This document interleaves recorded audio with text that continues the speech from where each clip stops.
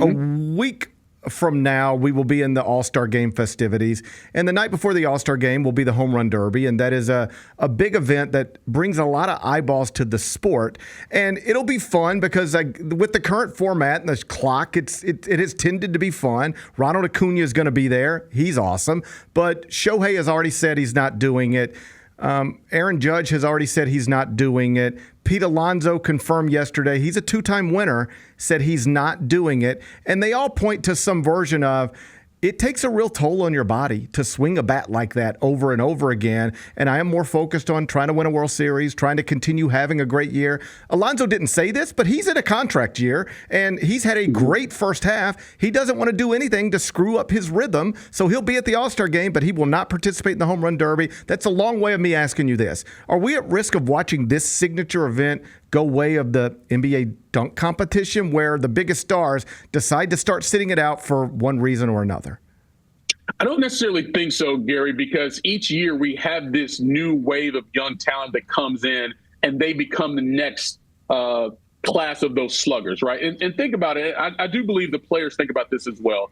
If you've done it multiple times, the way Alonso has done it, Aaron Judge has done it, you don't want to hog the spot, right? They know they can always be invited if they really want to participate, but you're given a chance to a James Wood out of Washington, who has been a phenomenal talent that a lot of people haven't seen because the Nationals have been trash so far this season. Cal Raleigh, who leads the league right now in home runs, has been a one-man home run show in the first half of the season. So you're going to get some quality people in there and some quality names. I don't think it is as bad as the NBA dunk contest, at least not yet. So I'll pause on putting in that comparison right now. And the thing that hurt the NBA so much is that LeBron never did it. Right. And I think because he never did it, there was these other players who sort of fell in line with that, where he should have remembered that Michael Jordan, Dominique Wilkins, Dr. J, Kobe Bryant, all the other stars did it at that time, and he chose not to. And I think it set a bad precedent for guys behind him. But I don't see the Home Run Derby falling in that line just yet. You touched on something that I think is really interesting and important and right, which is that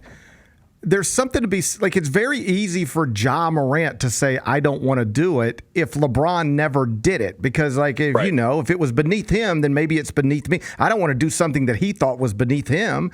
And then and then it trickles. The next thing you know, nobody, no Ja Morant and nobody like Ja Morant wants to do it anymore. I really do think, and I don't want to speak for other people, but I'd like to think if I had that kind of power, I grew up watching a VHS tape of Michael Jordan and Dominique Wilkins in the dunk competition. Like I had that VHS. I watched it a million times. That's a big childhood memory for me. And my kids aren't getting that with the Michael Jordans and the Dominique Wilkins. And I really do think on some level it's because it became, at least in the players' minds, a not cool thing to do or something that's beneath the superstar level of basketball players. That makes sense? You know what it made? It almost made you cooler if you didn't do it. Right. And that's a shame. And how we got to that narrative in such a short period of time baffles me. I do think it was a mistake that LeBron never did it. I really do.